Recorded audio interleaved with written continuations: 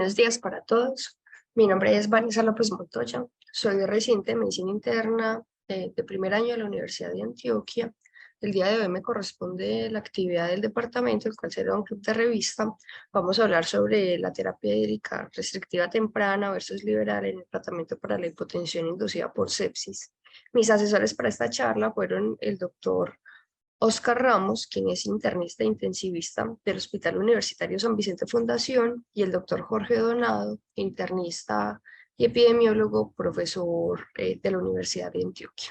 Entonces, la agenda que les propongo para la charla del día de hoy es que primero vamos a hacer una inducción general sobre la sepsis y la hipotensión inducida por sepsis. Luego vamos a hablar del contexto y los estudios previos que estuvieron al que vamos a mencionar el día de hoy. Luego el análisis crítico del artículo en mención y finalmente algunas conclusiones. Entonces, para empezar, recordemos que la sepsis no es más que una disfunción orgánica causada por una respuesta desregulada del huésped a la infección.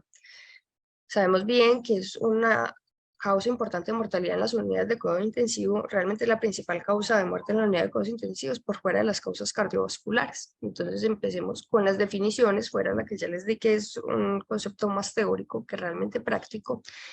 Para ya el concepto como tal, práctico y aplicado, traemos la definición que nos da el consenso de sepsis 3, el cual nos define sepsis como una infección sospechada o confirmada con una disfunción de órgano. Esa disfunción de órgano la vamos a objetivar por medio del score de SOFA, si es mayor o igual a 2 puntos o un aumento de 2 puntos el basal.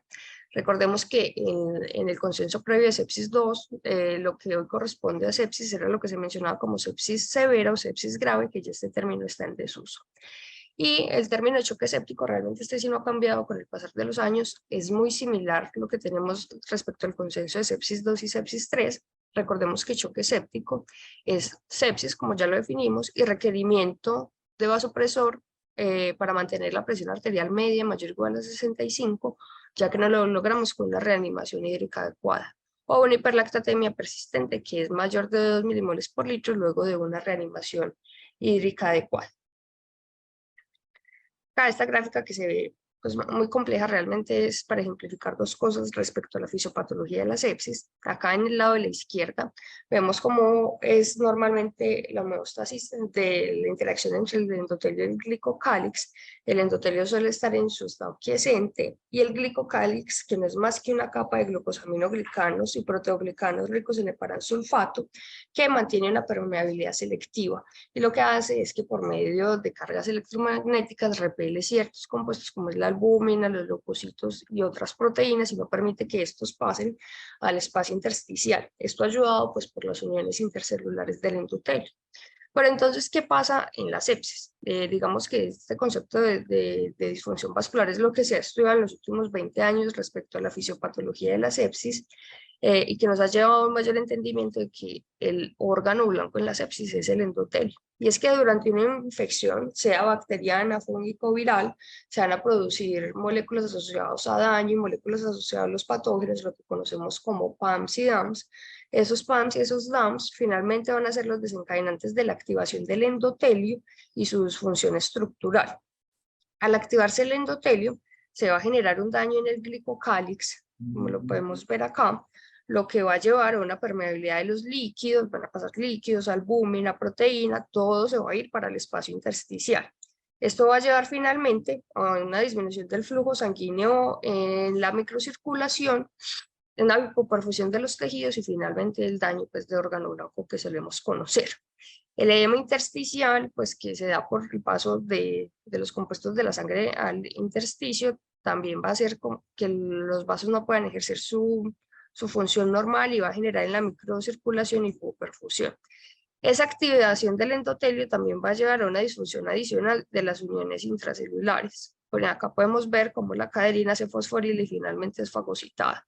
Eso también se ve influenciado por la respuesta inflamatoria generada por los PAMs y los DAMs.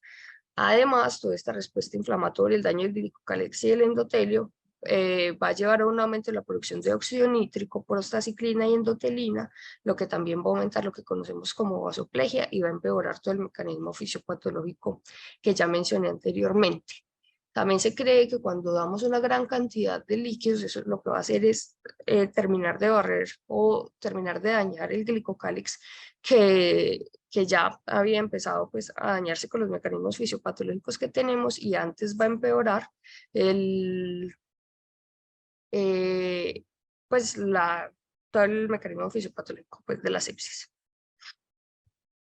Bueno, entonces por eso, por lo que les mencioné anteriormente respecto a la fisiopatología, siempre debemos preguntarnos ciertas cosas al poner líquidos. Recordemos que los líquidos intravenosos son un medicamento más y en el momento en que los ponemos también debemos ir pensando cómo va a ser su titulación y finalmente cómo los vamos a quitar. Entonces para esto surgió esta estrategia que se conoce como la estrategia Rose. Entonces, ¿qué nos dice la estrategia Rose respecto a la administración de los líquidos? La R nos habla de la reanimación, digamos que esto no está solo para sepsis, acá cuando se refieren a primer hit puede ser sepsis, pero puede ser trauma, quemaduras, pancreatitis, etc. Entonces la R se refiere a la reanimación en el momento en que mi paciente posiblemente si tenga una depresión de volumen se va a beneficiar pues de una cantidad de líquidos importante como podemos ver acá, de aumentar el estado de volumen. Entonces, ¿cómo vamos a hacer eso? La guía de Surviving Sepsis específicamente nos recomienda 30 cc por kilo en las primeras 3 horas. Ya vamos a ver pues, cuáles son las consideraciones respecto a eso, pero otros prefieren hacer unos retos de líquido pequeños, 4 cc por kilo, dar en 5 o 10 minutos y revalorar los parámetros de mi paciente y mirar a ver si va a necesitar más o no. Después de que yo logre esa reanimación inicial, que es lo que se conoce como la escalada, que eso va a ser más o menos la primera hora de la reanimación, yo entro a una segunda fase, que es la fase de optimización. Esa fase de optimización, el foco va a estar en mantener la perfusión de los tejidos, pero se supone que yo ya hice una reanimación inicial, por lo que yo ahí debo evitar la sobrecarga de los tejidos. Esa fase de optimización va a ir entre la primera hora y más o menos los primeros 7 días. Ahí lo que se recomienda es que deberíamos tener un balance hídrico neutro para evitar la isquemia y el fenómeno de reperfusión.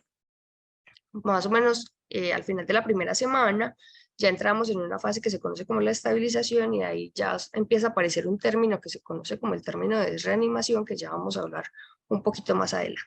Entonces, en la fase de estabilización, que va a ser después, se dice que más o menos las 4 semanas posteriores a que pasó el primer hit, lo que buscamos es mantener un soporte.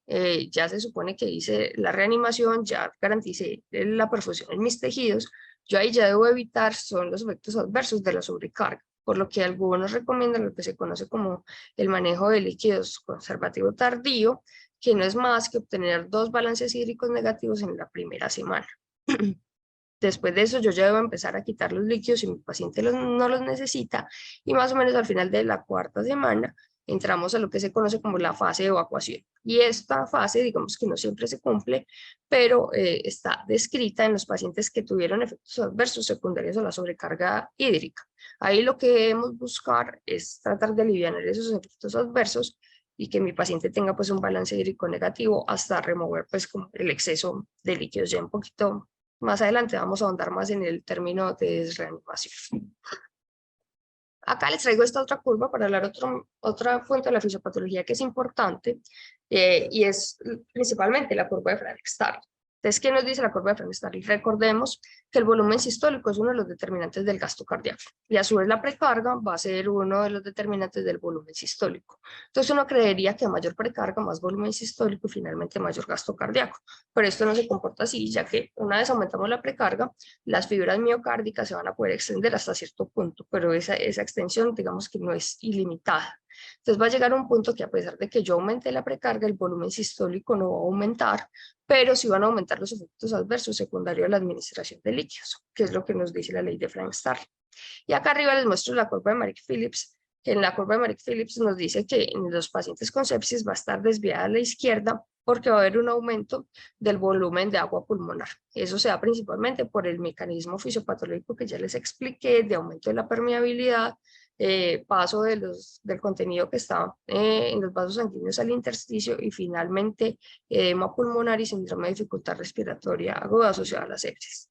En los pacientes que se llevan a una sobrecarga de líquidos se ha visto que este riesgo es mayor, pues si lo pensamos biológicamente es plausible.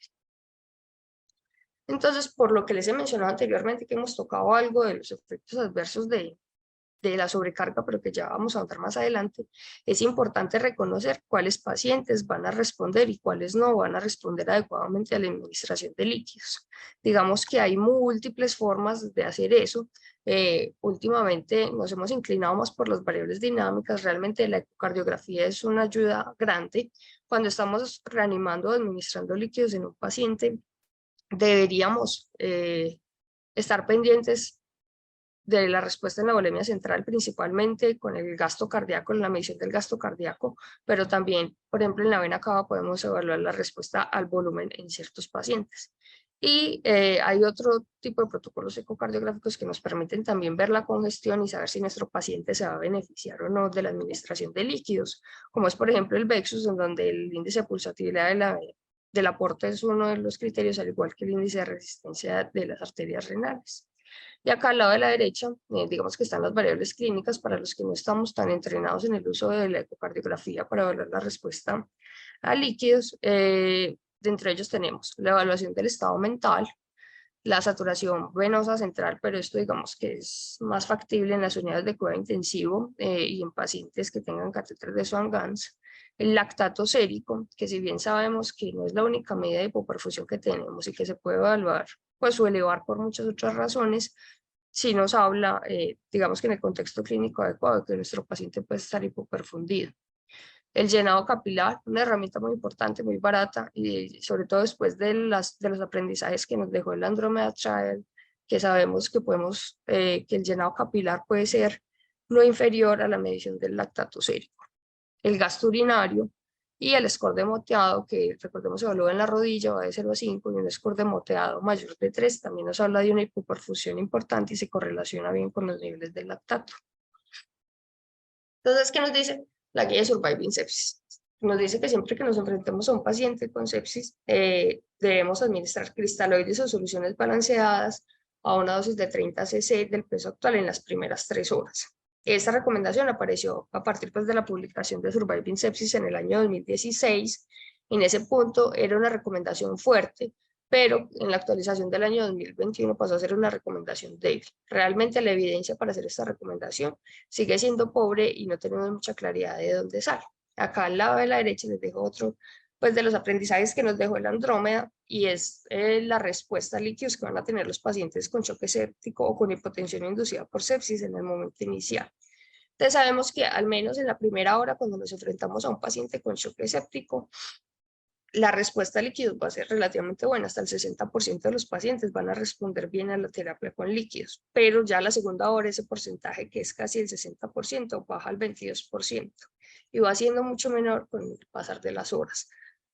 Por eso, esa es probablemente la razón por la que una vez los pacientes llegan a la unidad de cuidados intensivos, que ya incluso han sido expuestos a un reto de volumen, la conducta sería iniciar el vasopresor, porque posiblemente ya no estamos en esta etapa inicial y lo que pudo responder, probablemente el paciente ya no lo hizo. Y acá, esto solo para mencionarle algunas de las consecuencias de la sobrecarga, son muchas, vamos a mencionar las más importantes. En la pared abdominal sabemos que aumenta el riesgo de síndrome compartimental abdominal, aumenta el edema renal intersticial, va a disminuir la presión venosa renal, eso finalmente va a llevar a más riesgo de lesión renal aguda e incluso terapia de reemplazo renal. En el hígado va a llevar un aumento de la congestión hepática, una disminución de la actividad del citocromo P450, colestasis e incluso algo que se conoce como el síndrome compartimental hepático. Gastrointestinal, específicamente pues, en el intestino, va a llevar aumento del edema, disminución de una nutrición enteral exitosa, lo que sabemos que empeora los desenlaces en los pacientes, un aumento de la translocación bacteriana y riesgo de una segunda infección. Un paciente que ya está gravemente enfermo también aumenta el riesgo de ascitis. Cardiovascular, va a aumentar el edema miocárdico y la disfunción cardiovascular asociada a la sepsis. En el sistema respiratorio va a aumentar el riesgo de edema pulmonar, de derrame pleural, y va a aumentar la dificultad del weaning del ventilador. Y en el sistema nervioso central va a predisponer además cerebral, pero más importante, delirium e incluso discapacidad cognitiva una vez se resuelva el cuadro clínico. Entonces, por eso es que aparece este término de reanimación, tratando de mejorar lo que sabemos que puede llevar a la sobrecarga que ya mencionamos. Esto va muy de la mano con lo que se menciona en la estrategia Rose, específicamente en la S y en la E, en la fase de estabilización y evacuación. Entonces, la desreanimación no es más que la eliminación activa de líquidos en pacientes con sobrecarga hídrica. Tiene una parte que es de desescalamiento, que es como una fase preventiva en pacientes con un balance francamente positivo, pero aún sin los efectos adversos propiamente de la sobrecarga hídrica. Y la desreanimación, que es solo una estrategia cuando ya existen efectos adversos asociados a la acumulación de los fluidos. Incluye medidas farmacológicas y no farmacológicas, específicamente la ultrafiltración. Y el objetivo es llevar a estos pacientes a un balance neutro, a una mejoría clínica y en las variables fisiopatológicas. Entonces, fisiológicas. Entonces, tiene como 3 puntos. La prevención, que es básicamente en pacientes que le estamos administrando líquidos intravenosos, vigilarlos de cerca, monitorizarlos clínica, hemodinámica, y si tenemos la posibilidad de hacerlo con ecografía, hacerlo. Desescalar los líquidos en el momento que el paciente ya no los necesite, tener en cuenta lo que se le está administrando al paciente, no solo como líquidos de mantenimiento, sino en la nutrición, en el uso de los demás medicamentos, de los vasopresores y de los inotrópicos, y vigilar el riesgo de síndrome compartimental abdominal, porque realmente aumenta el riesgo de desenlaces adversos en la unidad de cuidados intensivos. Y en pacientes que así no presenten, digamos que los efectos adversos del síndrome de acumulación de fluidos, pero yo tengo un balance francamente positivo, yo pudiera considerar el uso de diuréticos en terapia única o combinada. Digamos que esto no está muy bien establecido, pero sí es mencionado, con el uso de furosemida, acetazolamida, indapamida o espironolactona. Y como tal, el tratamiento ya del síndrome de acumulación de fluidos o de sobrecarga, deberíamos considerar de entrada el uso de diuréticos combinados. La combinación que más se repite en la literatura es la de furosemida, acetazolamida.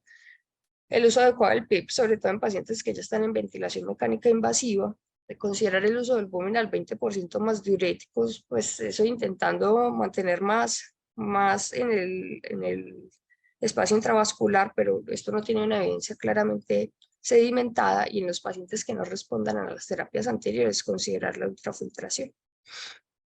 Entonces eso era lo que les traía básicamente de la terapia inicial con líquidos en los pacientes con sepsis e hipotensión inducida por sepsis. Ya vamos a empezar a hablar de los antecedentes y el contexto previos al artículo. Entonces acá les traigo este, que es el estudio del doctor Rivers, publicado en el año 2001 en la revista New England Journal of Medicine, que lo que buscaba era comparar que una reanimación dirigida por metas versus una terapia estándar dirigida a la mortalidad, y esto se logró pues en el estudio. La mortalidad en la estrategia que era dirigida por metas fue el 30.5%, mientras que la terapia estándar fue el 46.5%.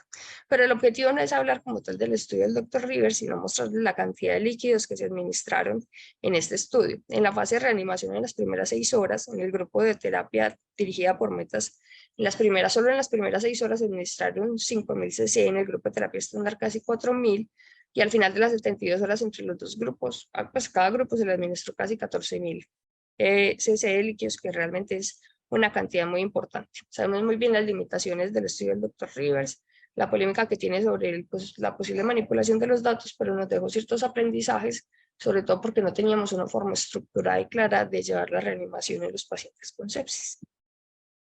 Después del estudio del Dr. Rivers, más o menos entre el año 2014 y 2016, fueron publicados 3 estudios, que son el PROCESS, el ARISE y el PROMISE. Estos buscaban replicar los datos que se habían obtenido del estudio del Dr. Rivers, y esto no fue posible.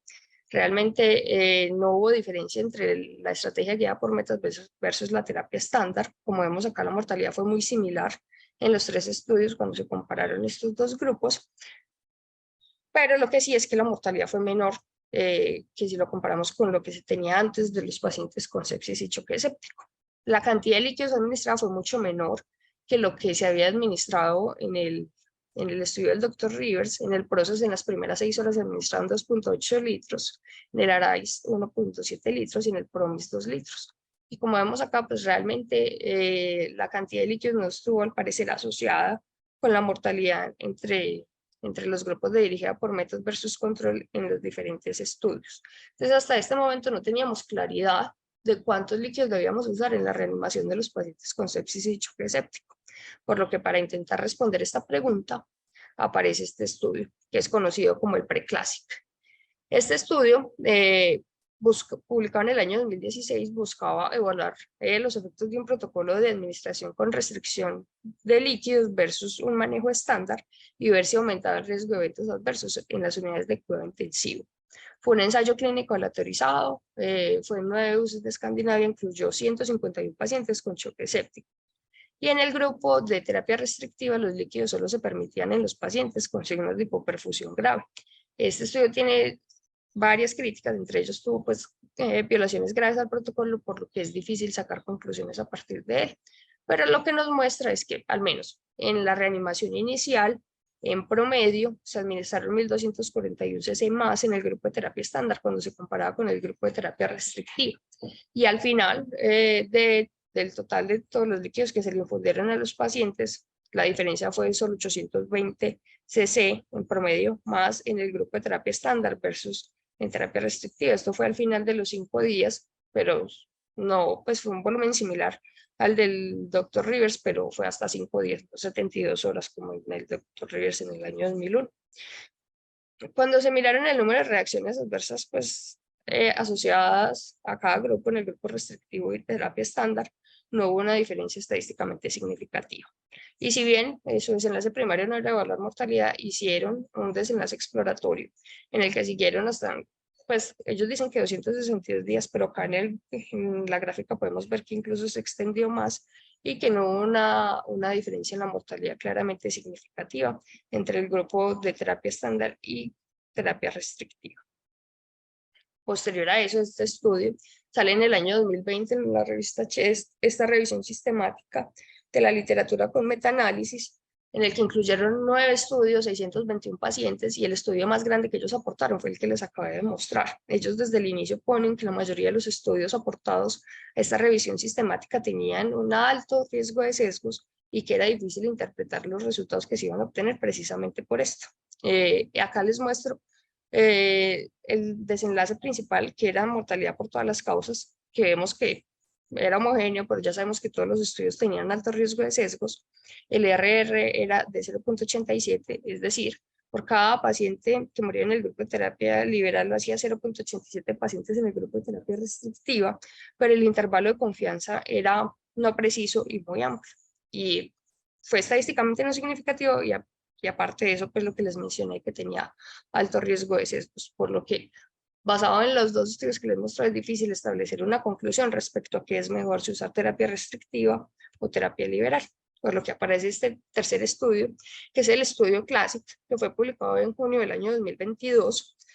Lo que ellos querían evaluar era pacientes con choque séptico en la unidad de cuidados intensivos que recibieron al menos 1 litro de líquidos y que se encontraban en las primeras 24 horas de choque. En el grupo de restricción se permitían bolos, solo si se documentaba hipoperfusión grave. En el grupo estándar se permitían bolos solo si la presión arterial continuaba mejorando. El desenlace primario fue mortalidad a los 90 días. Hay varias críticas con este estudio. Primero es que era una población muy anciana, la mediana de edad era mayor de 70 años. El foco primario de la sepsis que ellos incluyeron fue el foco gastrointestinal, es decir, si yo tengo un paciente con sepsis por diarrea, probablemente sí vaya a necesitar más líquidos porque está la hipovolemia asociada a la diarrea, lo que es difícil acá interpretar los datos. Incluyeron una gran población con neoplasias de origen hematológico y de origen sólido. Por lo que ellos dicen pues como que no es como completamente extrapolable a todos los pacientes. Además mencionan que también existieron violaciones graves en el protocolo. Entonces acá les traigo solo pues para mencionar la cantidad de líquidos que ellos usaron. Entonces en promedio se utilizaron 813 cc más en el grupo de terapia estándar versus restrictiva, pero cuando miramos esta terapia estándar, solo pues en el primer día se utilizaron 1313 cc en un día. Eso no termina siendo pues clásicamente como una terapia estándar o una terapia liberal. Sabemos que solemos usar una cantidad de líquidos mayor.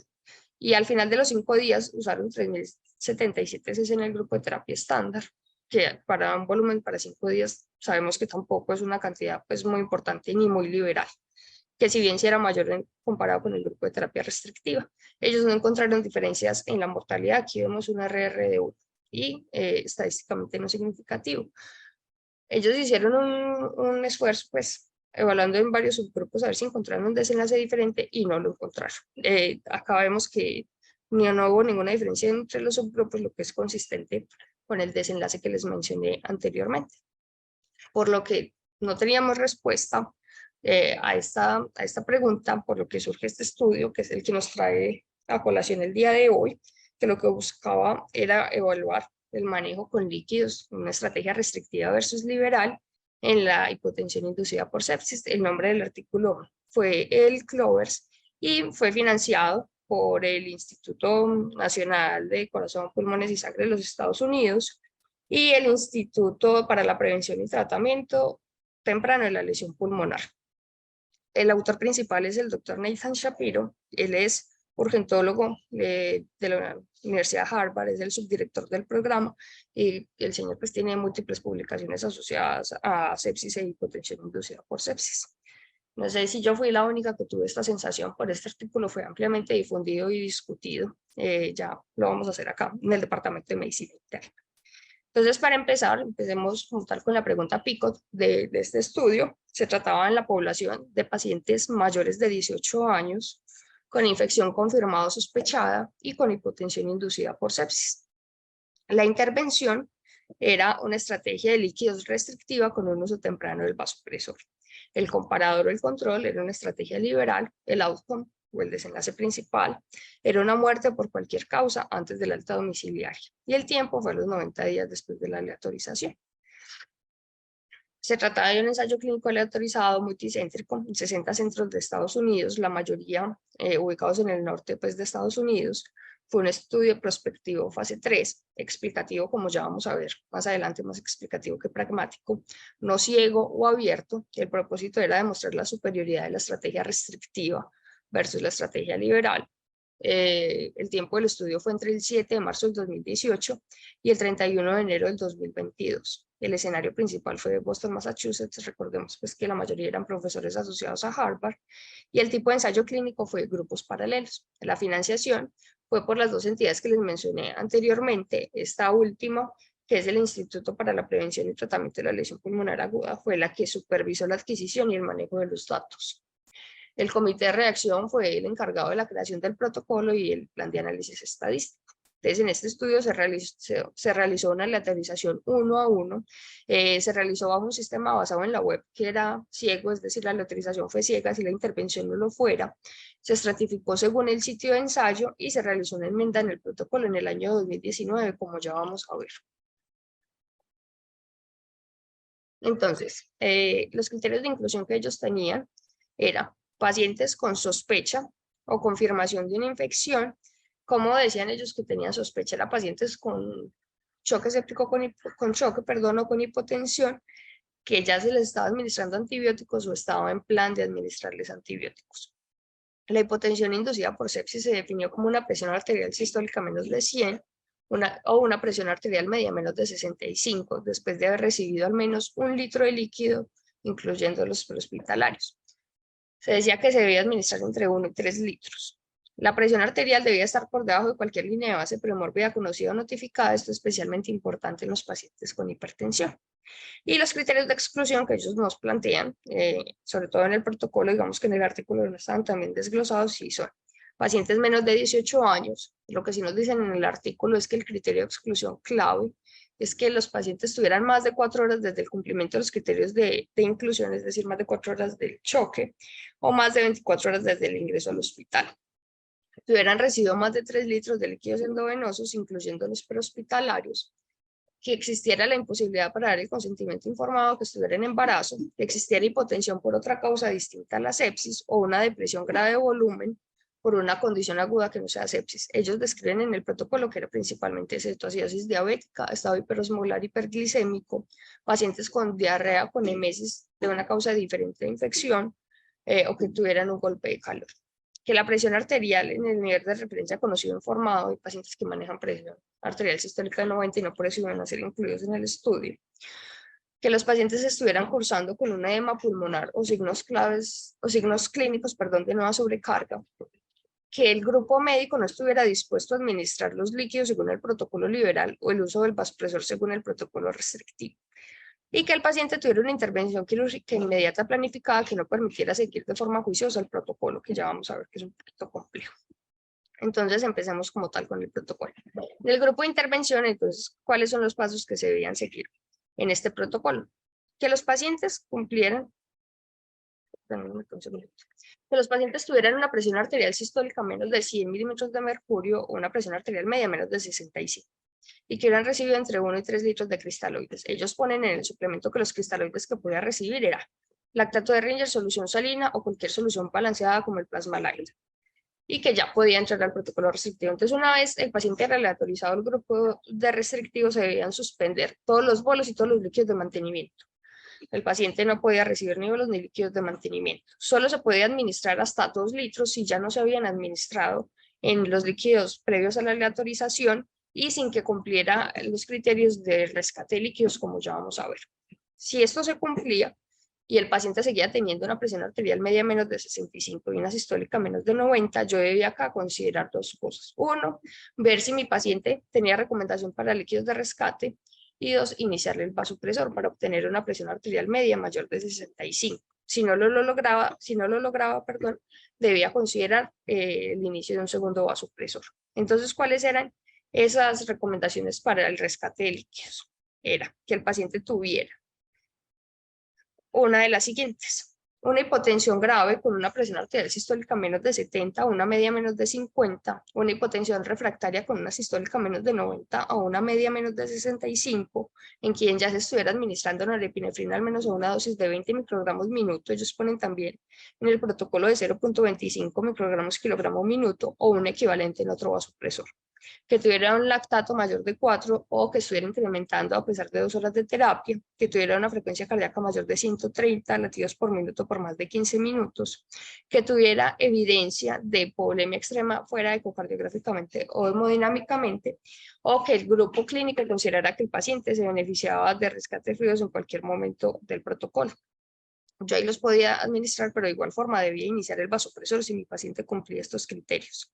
Si mi paciente no los cumplía, yo debía dejarlo igual canalizado, administrándole los antibióticos, el resto de los medicamentos intravenosos que necesitara, y la nutrición fuera enteral o parenteral. Y debía revalorarlo a la hora, estar revalorando cada hora, hasta que lo cumpliera o simplemente seguir en este paso que es simplemente vigilancia y administración del resto de las terapias. Yo debía sacar a mi paciente como tal del protocolo si tenía sospecha de isquemia, fuera central o periférica, central principalmente dada por isquemia mesentérica o periférica por las extremidades o los dedos, o que tuviera un moteado importante.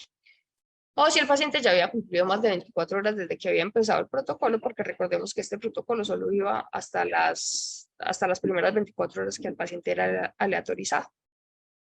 Bueno, y ahora el grupo de estrategia liberal. Lo mismo, si mi paciente tenía una presión arterial sistólica menos de 100 o una media menos de 65, debía recibir entre 1 y 3 litros y ya era aleatorizado el grupo de estrategia liberal. Una vez que era aleatorizado el grupo de estrategia liberal, yo igual debía suspender los líquidos de mantenimiento y debía administrarle a mi paciente 2000 cc de cristaloides. Ellos dicen que en un tiempo de 180 minutos, pero dependiendo de las características del paciente y si tenía alto riesgo de sobrecarga, podía extender ese tiempo de la infusión. Y aquí es donde viene la enmienda al protocolo. Ellos dicen que se debía administrar primero 1 litro, después yo debía evaluar si mi paciente ya no tenía signos de hipovolemia, es decir, ellos ponen los siguientes criterios: una presión arterial sistólica más de 110, una media más de 70 y una frecuencia cardíaca menos de 90. Si mi paciente cumplía todas esas, yo no tenía necesidad de administrar el segundo litro que se había propuesto inicialmente en el protocolo. Después de eso, yo evalúo si mi paciente cumple los siguientes criterios: una media menos de 65 o una sistólica menos de 90, un lactato más de 4 milimoles por litro o incrementando, un gasto urinario menos de 30 cc por hora, una frecuencia cardíaca más de 110, o que el paciente que esté ya con necesidad de recibir o recibiendo vasopresores para tener una sistólica más de 90 o una media más de 65, o que clínica o paraclínicamente yo demuestre que mi paciente sigue con hipoperfusión. Si eso era así, yo debía administrar otros 500 cc en bolo y evaluar si mi paciente tenía recomendaciones para el uso del vasopresor. Entonces, ¿cuáles eran las recomendaciones que ellos daban para el uso de vasopresor? Que el paciente continuara con una hipotensión grave, una sistólica menos de 70, una media menos de 50, un lactato más de 4 o que estuviera incrementando a pesar de 2 horas de terapia, que tuviera manifestaciones clínicas de sobrecarga y a pesar de eso siguiera hipoperfundido, que tuviera, pues que ya se hubieran administrado más de 5 litros o en cualquier momento que el grupo clínico considerara que el paciente se beneficiaba de la administración de vasopresor. Pero si no cumplía ninguna de las características que les mencioné anteriormente, yo debía revalorar en una hora otra vez todas esas características y ver que mi paciente no fuera candidato a las recomendaciones por vasopresor ni a la administración de un nuevo bolo de líquidos. Y yo debía sacar a mi paciente del protocolo una vez yo tuviera sospecha de isquemia central o periférica con los mismos criterios que les mencioné anteriormente, que ya llevara más de 24 horas en el protocolo o que se hubieran administrado más de 5 litros como tal en la estrategia liberal. Entonces, la enmienda al protocolo que ya mencionamos, los anteriores dos grupos apoyaron, pues los patrocinadores apoyaron a implementar el protocolo y apoyaron al equipo clínico en la guía del uso del vasopresor y los líquidos en las primeras 24 horas. El equipo clínico podía anular las instrucciones de la atención en el protocolo en cualquier momento si consideraban que eso no era lo benéfico para el paciente. Y en el grupo de estrategia restrictiva, el vasopresor se pudo pasar por un catéter venoso central o un periférico desde que fuera un catéter 20 o más grande, 16-18. Se supervisó el cumplimiento del protocolo en los primeros 300 pacientes y una muestra aleatoria del 10% durante el resto del ensayo, porque ya vimos que el protocolo pues, era realmente engorroso y vigilar el cumplimiento pues, en cada uno de los pacientes realmente era algo difícil de hacer y costoso. El análisis estadístico fue un análisis por intención a tratar. El desenlace primario, como ya les mencioné, fue mortalidad al día 90. Involucró a todos los pacientes que fueron dados de alta o que estaban vivos al día 90. Se evaluó en ciertos subgrupos. Los grupos que se evaluaron fueron edad, sexo, raza, grupo étnico, ubicación en el momento de la aleatorización, falla cardíaca crónica, terminal en hemodiálisis, falla cardíaca crónica, enfermedad renal crónica, estadio 5 en hemodiálisis, una sistólica menos de 90, el uso de vasopresores, antecedente de hipertensión según el score de SOFA y la fuente primaria de infección. Los desenlaces secundarios fueron evaluados al día 28, básicamente son los que conocemos relacionados a la estancia en la unidad de cuidados intensivos, no los voy a mencionar porque realmente eran muchos y no vamos a hablar de todos ellos en los resultados. Y los eventos adversos se evaluaron por un método de regresión. Entonces, cuando vamos a hablar del tamaño de la muestra estimada que ellos tenían era de 2.320 pacientes. Esta calculadora que es cortesía del profe Donado, cuando uno mete los datos que ellos proponen para el cálculo de la muestra, teniendo en cuenta un poder del 90% y un alfa del 5%, la muestra estimada era de 1.149 pacientes. Finalmente, los pacientes incluidos fueron 1.563, es decir, que tenían una muestra adecuada si tenemos en cuenta esta muestra calculada. Y ellos no estimaron un porcentaje de pérdida de seguimiento, por lo que no lo tuve pues, en cuenta en el momento del cálculo. Acá, pues, cómo se dio como tal la aleatorización y la inclusión de los pacientes. Ellos consideraron que 12.276 pacientes eran potencialmente elegibles. De esos se excluyeron 7.408 porque cumplían algunos de los criterios de exclusión que ya mencionamos. Quedaron 4.868 pacientes y se excluyeron 3.303 pacientes, sobre todo por problemas relacionados a la obtención del consentimiento informado y del seguimiento del protocolo por parte del grupo clínico. Quedaron 1.563 pacientes para la autorización, de esos 782 fueron asignados al grupo de estrategia restrictiva. Estos dos asteriscos es porque uno de esos pacientes fue aleatorizado al grupo de estrategia restrictiva, pero recibió el grupo liberal, pero finalmente se terminó analizando en el grupo restrictivo. Y 781 pacientes fueron asignados al grupo de estrategia liberal. Acá les traigo la tabla 1. Básicamente no había ninguna diferencia significativa entre los grupos, pero acá para mencionar, la mediana de edad fue 59 años. Vemos que es menor a lo que se reportaba en el clásico, que era más o menos 70 años. Sí había un predominio de la raza blanca, pero posiblemente por el lugar en que se realizó el estudio, es probable que esto tuviera alguna influencia en los desenlaces. En cuanto a las comorbilidades, estaban muy bien equilibrados, como vemos acá en diabetes, falla cardíaca y enfermedad renal crónica, estadio 5 en hemodiálisis, y cuando vemos en el suplementario también estaban bien equilibrados en cirrosis, tumores sólidos, malignidad hematológica e infección por virus del VIH. Tal vez la única diferencia que uno pudiera decir que puede ser algo significativa es el lugar de la aleatorización. La aleatorización en el departamento de urgencias fue mayor en el grupo restrictivo que en el grupo liberal, pero digamos que esto no se puede extrapolar a que iban a tener desenlaces diferentes estos pacientes. Además fue una diferencia muy pequeña. Y es diferente a lo que se obtuvo del CLASIC. Acá la fuente primaria de infección o que llevó a la sepsis fue la neumonía, que es algo más concordante con lo que nosotros vemos en la práctica diaria. El segundo lugar fue la infección del tracto urinario y en tercer lugar la infección de piel y tejidos blandos. Acá solo para mencionar la cantidad de líquidos que se les administró. En las primeras 6 horas en el grupo de terapia liberal se administraron 2.300, en el grupo de terapia restrictiva 500. En promedio una diferencia de 1.800 más administrado en el grupo de terapia liberal cuando se compara con el de terapia restrictiva, pero que 2.300 en 6 horas no termina siendo un volumen tan grande. Y al final de las 24 horas era 3.400 en el grupo de estrategia liberal y 1.267 en el grupo de estrategia restrictiva. En promedio 2.134 más en el grupo de estrategia liberal. Pero 3.400 en un grupo, en un periodo de 24 horas no es, digamos, una estrategia tan liberal que digamos. Y la duración en las primeras 24 horas después del vasopresor fue mayor en el grupo de estrategia restrictiva cuando se compara con el liberal, pero eso es de esperarse por cómo estaba diseñado el protocolo, en que los grupos, pues el grupo de terapia restrictiva iba de forma más temprana a recibir vasopresor que el grupo de estrategia liberal. Acá, esto es lo poco que nos traen el suplemento del artículo como tal en las cointervenciones. Recordemos que era un estudio abierto. Entonces ellos nos mencionan que al menos en las primeras 6 horas, en ambos grupos, el líquido que más se administró fue el lactato de Ringer. Digamos que el Plasma-Lyte se administró un poquito más en el grupo de estrategia liberal cuando se compara con el de restrictiva, pero eso puede estar en relación a que los del grupo liberal recibieran más líquidos. Y en cuanto a las cointervenciones, solo nos mencionan albúmina, medicamentos intravenosos, pero ellos no mencionan cuáles medicamentos intravenosos. Hemoderivados tampoco mencionan hemoderivados y otros tampoco lo hacen. Entonces realmente no es una descripción muy detallada de las intervenciones que tuvieron estos pacientes. Y ya como tal el desenlace primario, acá nos reportan pues la muerte previo a la alta o el día 90 como en puntos porcentuales, por lo que nos dan una diferencia de medias. En el grupo de estrategia liberal fue 14.9% y en el grupo de estrategia restrictiva 14%. Cuando vemos la diferencia de media en promedio, la mortalidad fue 0.9 puntos porcentuales mayor en el grupo de estrategia liberal cuando se comparaba con el de estrategia restrictiva. Esto es no significativo, la P fue de 0.62, vemos que es un intervalo de confianza muy amplio y que, pues, que no permite sacar conclusiones respecto a esto, pues más que no haya diferencia entre los dos grupos. No hubo diferencia en ninguno de los demás desenlaces y acá solo les traigo el número de eventos adversos que tampoco fue muy diferente en el grupo de estrategia restrictiva versus liberal, a pesar que en el grupo de estrategia restrictiva había un uso más temprano del vasopresor.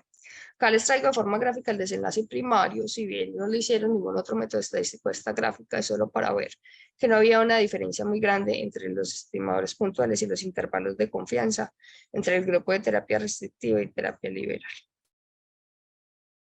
Ellos, como les mencioné previamente en los métodos, hicieron un análisis por subgrupos muy grande, pero realmente el desenlace tampoco fue significativo en ninguno de los subgrupos. No le hice la estrategia Eisman porque no fue significativo en ninguno de los subgrupos. Esto solo le da consistencia al desenlace primario.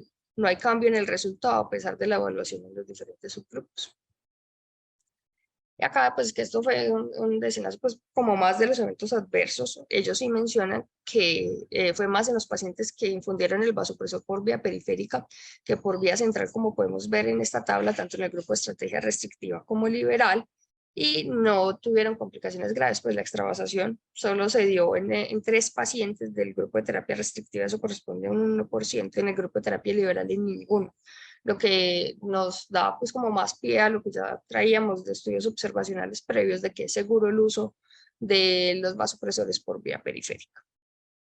El PRECISE-2, que es básicamente para decir si un estudio es más explicativo que pragmático, lo que ya les había mencionado es más explicativo. Solo con ver el protocolo tanto para estrategia restrictiva como liberal podemos pensar que es más explicativo que pragmático.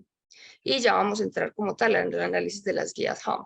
Entonces, ¿se ha realizado de manera aleatoria la asignación del tratamiento de los pacientes? Sí, lo que les mencioné que era una aleatorización 1 a 1. La generación de la secuencia de los números aleatorios fue basada en un sistema web. Este sistema web, para responder la siguiente pregunta, sí se ocultó, pues la aleatorización fue oculta a pesar de que la intervención no lo fuera. Se tuvo en cuenta todos los pacientes al momento del análisis y las únicas probabilidades que ellos describen es 5 pacientes en el grupo de estrategia restrictiva y 4 pacientes en el grupo de estrategia liberal. Se realizó un seguimiento completo, pues lo que les mencioné que solo iba hasta el día 90. Y sigamos, se han analizado los pacientes en los grupos en los cuales fueron asignados de forma aleatoria. Sí, menos uno, pues ese igual fue analizado en ese grupo, pero recibió fue la estrategia liberal. Se mantuvieron ciegos respecto al tratamiento tanto los médicos como los pacientes durante el estudio. No, ya sabemos que era un estudio abierto, lo que suele ser, digamos que algo muy común en los estudios en las unidades de cuidados intensivos. Eran similares los grupos al inicio del ensayo respecto a los factores pronósticos, lo que les mostré en la tabla 1, tanto del artículo como del suplementario, sí eran muy similares. Fueron tratados los grupos de forma similar aparte de la intervención experimental. Este lo puse en amarillo casi que tirando a rojo porque realmente ellos no hacen una descripción detallada de las cointervenciones, por lo que no sabemos si hubo una diferencia en lo que recibió el grupo restrictivo versus el grupo liberal. La magnitud del efecto que ya habíamos hablado de ello, el RR en este caso fue 0.94, es decir, necesito tratar o por cada paciente que yo trate en el grupo de estrategia liberal, 0.94 pacientes van a desarrollar el desenlace primario en el grupo de estrategia restrictiva, es decir, mortalidad a los 90 días. En el mejor de los casos, 0.74 pacientes y en el peor de los casos, 1.2 pacientes. Ya vemos que esto es no significativo, un intervalo de confianza muy amplio. Y el NNT, si ya bien sabemos que esto no es significativo, se necesitan tratar 109 pacientes con la terapia restrictiva para prevenir una muerte a los 90 días, algo pues que es un NNT absurdo, pero ya sabemos pues que esto es no significativo. El análisis crítico, sigamos, entonces pueden aplicarse los resultados a mis pacientes, es realmente difícil. Digamos que yo encuentro varias limitaciones, dentro de ellas es que estos pacientes fueron asignados en las primeras 4 horas, algo que es difícil de hacer en nuestro sistema de salud por cómo están distribuidos y también por la cantidad de pacientes que tenemos en ocasiones. El otro es que los protocolos eran muy difíciles de seguir y se necesita una cantidad de personal importante, lo que realmente es muy costoso, por lo que es difícil de extrapolar los datos los datos que obtenemos de este estudio. ¿Se han considerado todos los resultados clínicamente importantes? Sí, incluyendo hasta el del uso del vasopresor por vía periférica. ¿Y vale la pena los beneficios frente a los perjuicios y costos? Yo diría que no, pues ya vimos que la estrategia restrictiva, en este caso no es diferente a la estrategia liberal, que ya vamos a discutir pues un poquito eso de la estrategia liberal. Y si es basados en el artículo, es un protocolo muy difícil de llevar a cabo, que realmente para no obtener ningún beneficio, pues no resultaría benéfico ni para nosotros ni para los pacientes. Entonces, pues en cuanto a la discusión, recordemos que en este grupo, pues en este estudio no se evaluaron pacientes con sobrecarga. Si bien no se cumplió la muestra calculada por el grupo, lo que les mostré bajo otras calculadoras, el tamaño de la muestra sería apropiado. Muchas decisiones estuvieron a cargo del grupo clínico sin una orientación bien estandarizada por el protocolo, lo que pudo haber cambiado algo los desenlaces. La intervención y la comparación estuvieron sometidas a un protocolo estricto solo por 24 horas. Posterior a eso era bajo decisión del clínico, lo que pudo impactar, eso sí, en los desenlaces, porque no sabemos cuál fue el tratamiento que recibieron estos pacientes después de las 24 horas. Los pacientes fueron detectados y captados rápidamente, lo que es difícil en la práctica clínica, por lo que ya les mencioné. No se incluyeron mediciones del estado de volumen actuales como la ecografía, ni mediciones de perfusión tan sencillas como el llenado capilar, incluso después de lo que aprendimos del andrómeno. Y hay sesgos inherentes a un estudio abierto y que en este artículo no se trataron de reducir, como es que no se describen bien las cointervenciones y tampoco se realizó una aleatorización por bloques de tamaño variable, lo que podía permitir a los investigadores predecir en qué grupo iban a quedar los pacientes.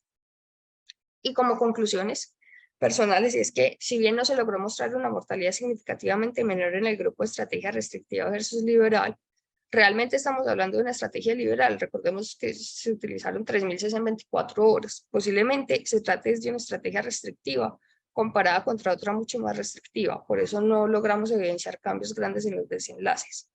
Y algo que es importante con los líquidos y que sí me parece que dejan claro en el artículo, y es no porque un paciente no tenga efectos adversos con los líquidos, quiere decir que los necesita. Sabemos que cada vez estamos en más desuso de los líquidos de mantenimiento. El estudio es otro apoyo para continuar usando los vasopresores por vía periférica, especialmente la norepinefrina. Y por el error sistemático en los puntos anteriormente descritos, es difícil sacar otras conclusiones respecto a este artículo. Muchas gracias y quedo atenta a la discusión. Hola, buenos días a todos. Hola, profe. Ane, felicitaciones. Muy buena charla, creo que quedó todo claro. Cosas por resaltar, yo creo que lo habíamos discutido durante la asesoría. A uno le quedan varios sinsabores, y ya tú lo has dicho. Uno, que no utilicen llenado capilar, que no utilicen tampoco score de moteado, ¿cierto? Hay otras cosas que luego de la publicación de la Andrómeda 1 deberíamos evaluar, qué fue lo que hizo Ospina Tascón, que publicó como 2 años después, que hay algo que comenzamos a utilizar nosotros en cuidado intensivo que se llama el índice de choque diastólico. Cuando uno mira esa publicación es muy interesante porque comienzan a hablar de qué pacientes probablemente pueden beneficiarse de vasopresor temprano. Y no es más que aquellos pacientes que tienen un choque que no va tanto hacia esa hipovolemia relativa, sino que va más hacia la vasoplegia asociada a la sepsis, como tú hablaste en la fisiopatogenia, ¿cierto? Entonces sería como muy interesante uno poder tener ese subgrupo de pacientes solo con una medida que consta de la diástole y la frecuencia cardíaca, ¿cierto? No necesitamos más de ahí. En ese estudio era como más de 2.5, eran esos pacientes que probablemente se hubiesen beneficiado de inicio de soporte vasopresor temprano y eran los más enfermos. Esa es como mi primera anotación. La segunda, hoy en día que tenemos monitoreo hemodinámico no invasivo, invasivo, mínimamente invasivo y ultrasonido, uno también le gustaría en estos pacientes o poder ver, ¿cierto? Qué pacientes se benefician o no se benefician del reto de volumen, ¿cierto? Pero evaluándolo por estas medidas. Que esto digamos que en la literatura actual, en lo publicado actual, ha impactado verdaderamente en la mortalidad. Yo les puedo decir que no, ¿cierto? Cualquiera me puede decir, pero es que no hay estudios. Es verdad, pero así creo que hacemos las cosas no a ciegas y tenemos algo para guiarnos. Entonces, segundo punto. Y el tercero, no sé qué le parece al resto, eran pacientes que no eran tan enfermos. Uno mira el SOFA inicial y el SOFA inicial en ambos grupos no pasaba el 4 puntos, que no es lo usual que vemos nosotros. Yo hablando desde el punto, desde la unidad de cuidados intensivos, esto puede ser que la intervención fue temprana, porque realmente los pacientes, la atención fue muy temprana. De pronto, esa atención temprana pudo haber evitado que los pacientes progresaran a una disfunción orgánica múltiple mayor, quién sabe. Y lo otro, como decías, yo creo que hoy en día, y ya de todo lo que hemos visto, de lo que se viene publicando últimamente en manejo de líquidos en sepsis, yo creo que ya todos sabemos de que los volúmenes grandes no son buenos, y creo que lo que llaman de hoy en día de una medida liberal de manejo no es tan liberal. Yo estoy de acuerdo contigo, ¿cierto? Esos 3 litros y medio no es tan liberal como lo que comparábamos previamente en lo que evaluábamos con los pacientes, ¿cierto? Lo otro es la mortalidad, ¿no? Cuando uno mira antes de esto, la mortalidad muy baja para estos pacientes en comparación a lo que veníamos viendo de terapias guiadas por metas o cuidado usual, realmente la mortalidad es mucho más alta, ¿no? Que llama mucho la atención también.